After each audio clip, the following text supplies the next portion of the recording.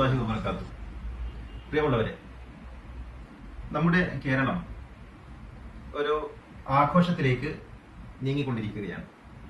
ഓണാഘോഷം നമ്മുടെ സംസ്ഥാനത്തിന്റെ ദേശീയ ഉത്സവം. ഈ ഒരു ഘട്ടത്തിൽ ഓണാഘോഷം ബഹിഷ്കരിക്കണമെന്നും അതിൽ പങ്കെടുക്കരുതെന്നും അതുമായി ബന്ധപ്പെട്ട് നടക്കുന്ന പൂക്കള മത്സരങ്ങൾ, ഓണത്തിന്റെ സദ്യ, ഇതൊക്കെ പാടില്ലെന്നും പറഞ്ഞുകൊണ്ട് ചില ആളുകൾ ഇസ്ലാം മതത്തിന്റെ പേരിൽ രംഗത്ത് വരുന്നത് കാണാൻ സാധിക്കുന്നുണ്ട്. ഏതാനും വർഷങ്ങളായി നാം ഇത് കണ്ടുകൊണ്ടിരിക്കുന്നു. ചില പള്ളി മെമ്പറുകളിൽ വെച്ചും മതപ്രഭാഷണ വേദികളിൽ വെച്ചുമൊക്കെ ഇത്തരത്തിലുള്ള ബഹിഷ്കരണ ആഹ്വാനം നൽകുന്നത് നാം ഇപ്പോൾ കേട്ടുവരുന്നു. എന്താണ് ഇതിന്റെ യാഥാർത്ഥ്യം? മുസ്ലിങ്ങൾക്ക് ഓണം ആഘോഷിക്കാമോ? ഓണവുമായി ബന്ധപ്പെട്ട മുസ്ലിങ്ങളുടെ നിലപാട് എന്തായിരിക്കണം? ഇസ്ലാമിന്റെ നിലപാട് എന്താണ്? ഇത് സംബന്ധിച്ച് ചില കാര്യങ്ങൾ പങ്കുവെക്കുന്നതിനാണ് ഇന്ന് ഞാൻ ഈ വീഡിയോ ഷെയർ ചെയ്യുന്നത്. ഇസ്ലാം ഒരു ആഗോള സ്വഭാവമുള്ള, ഏകമുഖമുള്ള ഒരു മതമല്ല. ഇസ്ലാം തികച്ചും പ്രാദേശികമായ സംസ്കൃതികളെ ഉൾക്കൊള്ളുന്ന ഒരു പ്രത്യയ ശാസ്ത്രമാണ്. ഓരോ പ്രവാചകനും നിയോഗിതനാകുന്നത് ആ പ്രവാചകന്റെ സമൂഹത്തിലെ പ്രാദേശിക സംസ്കൃതികളെ ഉൾക്കൊണ്ടുകൊണ്ടാണെന്ന് വിശുദ്ധ ഖുർആൻ പറയുന്നുണ്ട്. വമാ അർസൽനാ മിർ റസൂലിൻ ഇല്ലാ ബിലിസാനി ഖൗമിഹി ലിയുബയ്യിന ലഹും. ഓരോ പ്രവാചകനെയും നാം അയക്കുന്നത് അതാത് പ്രവാചകന്റെ പ്രദേശത്തിന്റെ സംസ്കാരത്തോടു കൂടിയാണ്, ആ സംസ്കൃതിയെ ഉൾക്കൊണ്ടുകൊണ്ടാണ്. അവരുടെ ഭാഷ, അവരുടെ സംസ്കാരം, അവരുടെ ഭക്ഷണരീതി, അവരുടെ വസ്ത്രമര്യാദകൾ, ഇതൊക്കെ ഉൾക്കൊണ്ടുകൊണ്ടാണ് ഒരു പ്രവാചകൻ ഒരു സമൂഹത്തിലേക്ക് നിയോഗിതനാകുന്നത്. എന്ന് വെച്ചാൽ ആകാശത്ത് നിന്ന് കെട്ടിയിറക്കുന്നവനല്ല പ്രവാചകൻ, ഭൂമിയിൽ നിന്ന് മുളച്ചു വരുന്നവനുമല്ല. ഒരു സമൂഹത്തിനിടയിൽ ജീവിച്ച് ആ സംസ്കാരം ഉൾക്കൊണ്ട് അവരോടൊപ്പം ജീവിച്ച ഒരാളെയാണ് പ്രവാചകനായി, ദൈവദൂതനായി ദൈവം നിയോഗിക്കുന്നത്. അപ്പോൾ ആ നാട്ടിലെ ആചാരങ്ങളും സമ്പ്രദായങ്ങളും എല്ലാം അതിന്റെ നന്മയിൽ ഉൾക്കൊണ്ടവനായിരിക്കും പ്രവാചകൻ.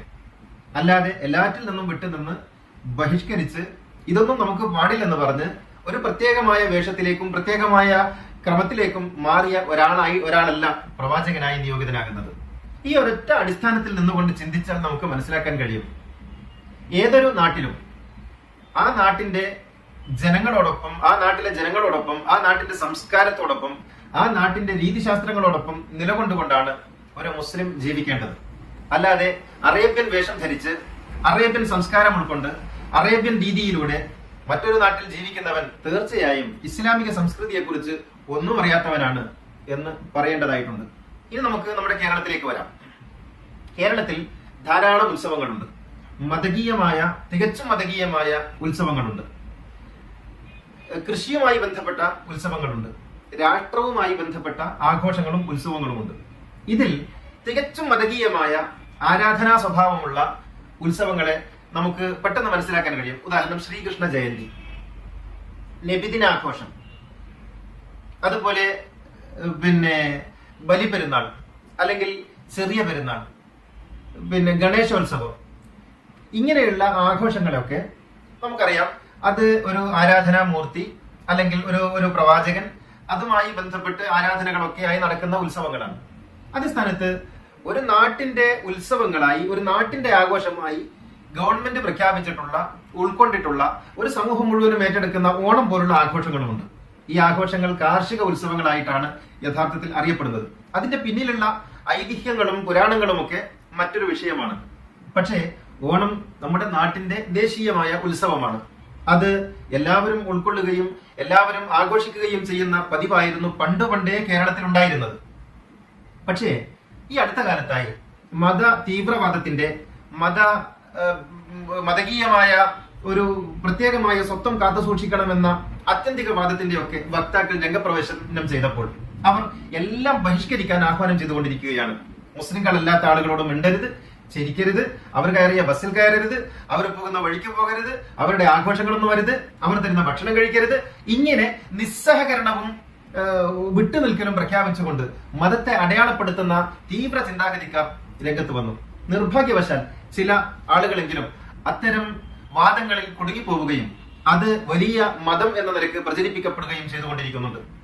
ഇതിന്റെ ഏറ്റവും വലിയ തമാശ എന്ന് പറയുന്നത്, ഈ പ്രഭാഷണം നടത്തുന്ന ആളുകൾ ഉൾപ്പെടെയുള്ളവർ ഓണത്തിന്റെ അലവൻസും ഓണത്തിന് ലഭിക്കുന്ന ആനുകൂല്യങ്ങളും ഒക്കെ വാങ്ങി കീശയിലിട്ടുകൊണ്ട് അത് അനുഭവിച്ചുകൊണ്ടാണ് ഇത് പറയുന്നത് എന്നാണ്. എന്ന് മാത്രമല്ല, ഓണത്തിനുള്ള ഓഫറുകളും ഓണത്തിനുള്ള മറ്റുള്ള എല്ലാ സാധ്യതകളും ഉപയോഗപ്പെടുത്തിക്കൊണ്ടാണ് ഇവരിത് പറയുന്നത് എന്നത് ഇതിന്റെ ഏറ്റവും വലിയ വൈരുദ്ധ്യവുമാണ്. പറഞ്ഞു വരുന്നത്, ഓണം പോലുള്ള ആഘോഷങ്ങൾ നമ്മുടെ കൂടി ആഘോഷങ്ങളാണ്, എല്ലാവരുടെയും ആഘോഷങ്ങളാണ്. അതൊരു നാട്ടിന്റെ ആഘോഷമാണ്. അതിൽ പങ്കെടുക്കാനും പൂക്കളം പോലുള്ള വലിയ കലാപരമായ മനുഷ്യന്റെ ഉള്ളിലുള്ള സന്തോഷത്തെ ഉണർത്തുന്ന നമ്മുടെ കലാസാധ്യതകളെ വികസിപ്പിക്കുന്ന സംരംഭങ്ങളുമായി സഹകരിക്കാനും നമുക്ക് സാധിക്കേണ്ടതുണ്ട്.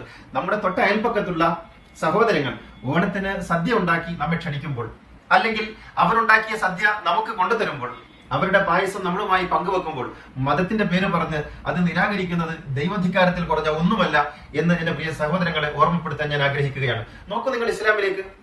പ്രവാചകൻ സല്ലല്ലാഹു അലൈഹി വസല്ലമ ഇസ്ലാമിലെ അനുഷ്ഠാനമായി കൽപ്പിച്ച പല കാര്യങ്ങളും പൂർവ്വ സമൂഹങ്ങൾ, അറേബ്യൻ സമൂഹം പഴയ കാലത്തെ നിലനിർത്തി വന്ന ആചാരങ്ങളായിരുന്നു എന്ന് നമ്മൾ ഓർക്കണം.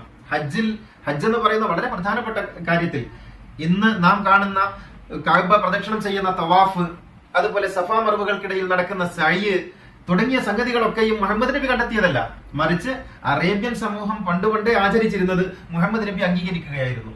4 വിശുദ്ധ മാസങ്ങളുണ്ടെന്ന് മുസ്ലിങ്ങൾ വിശ്വസിക്കുന്നു. വിശുദ്ധ ഖുർആനിൽ അത് പറഞ്ഞിട്ടുണ്ട്. ഈ വിശുദ്ധ മാസങ്ങൾ മുഹമ്മദ് നബി കണ്ടെത്തിയതാണോ? അല്ല, അത് പണ്ടുകൊണ്ടേ അറബികൾ ആചരിച്ചിരുന്നത് മുഹമ്മദ് നബി അംഗീകരിക്കുകയായിരുന്നു. ഈ അംഗീകരിക്കുന്നതിന്റെ ഉൾക്കൊള്ളലിന്റെ പേരാണ് യഥാർത്ഥത്തിൽ ഇസ്ലാം എന്ന് പറയുന്നത്, വിട്ടുനിൽക്കലിന്റെ പേരല്ല. പ്രത്യേകമായ വേഷവും പ്രത്യേകമായ ശൈലിയും പ്രത്യേകമായ ഹാവഭാവാദികളും പ്രത്യേകമായ ഭക്ഷണക്രമങ്ങളും ഒക്കെ സ്വീകരിച്ചുകൊണ്ട് ഒരു നാട്ടിൽ ഒറ്റപ്പെട്ടു നിൽക്കാനാണ് ഉദ്ദേശിക്കുന്നതെങ്കിൽ തീർച്ചയായും അതിന്റെ ഭവിഷ്യത്ത് ഗുരുതരമായിരിക്കും. എന്ന് മാത്രമല്ല, അത്തരക്കാരെ അള്ളാഹു ഒരിക്കലും സഹായിക്കുകയുമില്ല എന്ന് നമ്മൾ അറിയണം. ജനങ്ങളോടൊപ്പം ചേർന്ന് നിന്ന് ജനങ്ങളുടെ സന്തോഷത്തിലും അവരുടെ എല്ലാ വൈകാരികമായ അവസ്ഥകളിലും അവരോടൊപ്പം പങ്കുചേർന്നുകൊണ്ട് മാത്രമേ ഒരു വിശ്വാസിക്ക് ജീവിക്കാൻ ഒക്കുകയുള്ളൂ. വിട്ടുനിൽക്കലല്ല, ഉൾക്കൊള്ളലാണ് ഇസ്ലാം. മാറ്റി നിർത്തലല്ല, ചേർത്ത് നിർത്തലാണ് ഇസ്ലാം. എല്ലാവർക്കും സമൃദ്ധമായ ഓണം ആശംസിച്ചുകൊണ്ട് അവസാനിപ്പിക്കുന്നു. അസ്സലാമു അലൈക്കും വറഹ്മത്തുള്ളാഹി വബറകാതുഹു.